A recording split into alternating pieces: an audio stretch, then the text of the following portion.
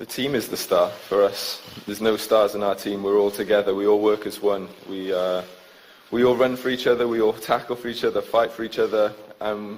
We're just a very close team. We all get along like brothers. We all joke and laugh and mess around, as I'm sure you've seen on social media and everything. So we're here having fun. We're here enjoying the occasion. As I said, we have no fear. We just want to go into each game trying to play as best we can, and it's working so far. It's about two nations in a semi-final, 11 men against 11 men.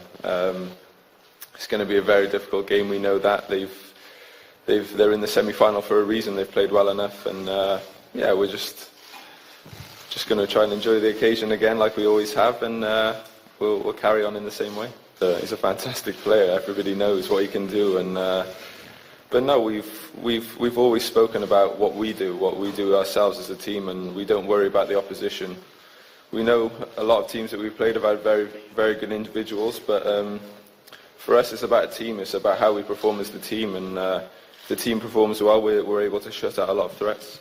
Fear is put into people from outside influences, and you spend so much time on concentrating on what you don't want to happen.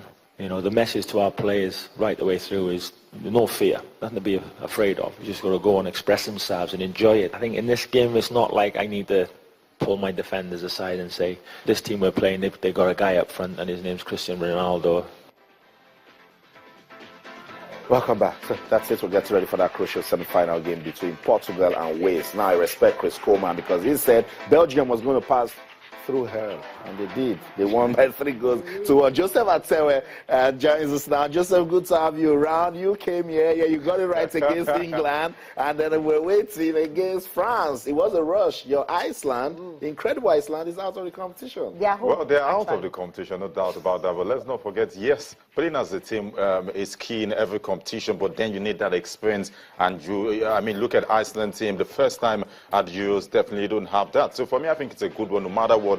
They paid their dues and they did well. They were not disgraced, certainly. And they're back home now. They're back home. Welcome. Heroes welcome. The entire country's out. Come Everyone. on, the guys went, they conquered. Wow. Until the quarterfinals, until they were conquered by France. So, I mean, look at that. Look at the turnout there. It's like almost the whole country, right? Yeah. 330,000 people. And Joseph should be there.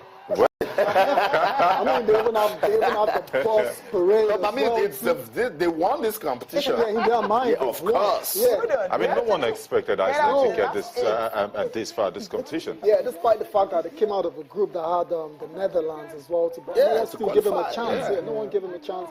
That's why it's a thumbs up for them.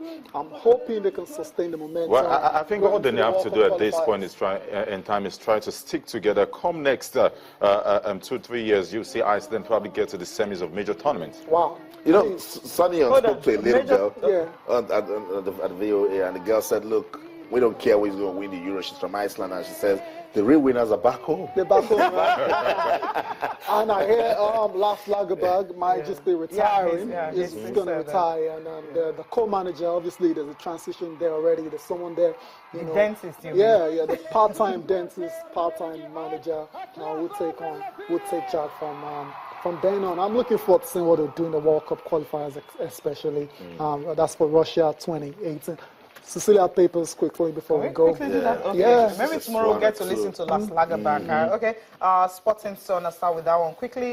Which one is this one? Okay. This one. Yusuf Le Guin, 18 others, top Eagles list. Okay, that's like 20. You're waiting. Right? So there's news coming from Sporting Sun now. You have the list that started rolling in right now. You have more than 18 coaches, shortlisted for the Super, or rather applying for the Super Eagles. Well, I think whoever speaks out definitely play a huge role in qualifying the Super Eagles to the World Cup in 2018. At this point, some would say they're trying to be transparent in rolling out the names of applicants in that. But for me, I think it is not necessary. Try and get us a substantive coach, a coach who is ready to kickstart, and let us go. I mean, so much love for Iceland guys on Twitter. Let's just take this one from Prof. Inakina Chris. He says, with 323,000 citizens, Iceland is my Euro team of the year. He used the hashtag Incredible Iceland. He went on to say, they brought joy and tears to the eyes of all. They left indelible footprints. They will last forever. Surely. You can Joseph is understand. a proud man. He is part of those people that promoted Iceland. Quickly, Sporting Life, Austin, before we go. Leicester's £16.6 million deal must have set for medical on Wednesday. That'll be a very good deal.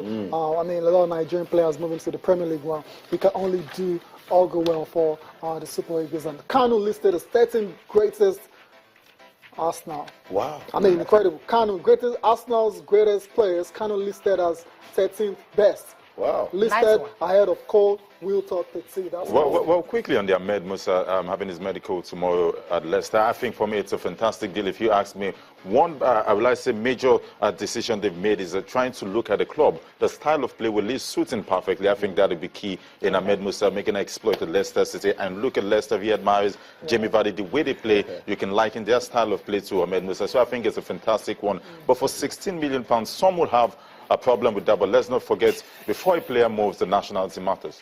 Okay. I mean, thank you very much, Joseph. Thank you so much, Joseph, for coming. Thanks for having me.